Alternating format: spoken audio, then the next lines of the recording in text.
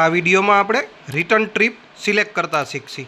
જો તમારે blank paper કાઢવું છે તો પી ફીડ પેપર ફીડનો ઓપ્શન દબાવશો તો બ્લેન્ક પેપર એટલે કોરો કાગળ નીકળશે। એક ખાસ ધ્યાન રાખવું, જ્યારે તમારી પહેલી ટ્રીપ પૂરી થાય ત્યારે છેલ્લા સ્ટોપ સુધી પહોંચી જવું।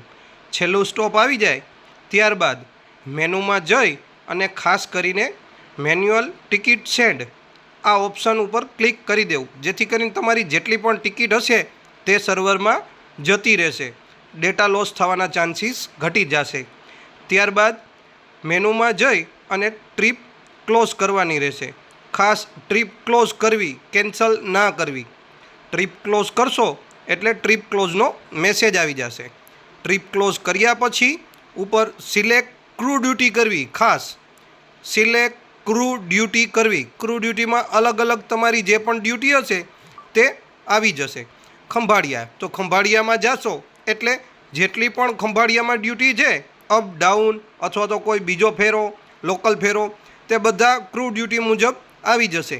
તેમાંથી તમારે જે ફેરો સિલેક્ટ કરવાનો છે તે સિલેક્ટ કરી જે પણ છે તે સર્વિસ ટાઈપ સિલેક્ટ કરી અને સેવ આપવાનું રહેશે।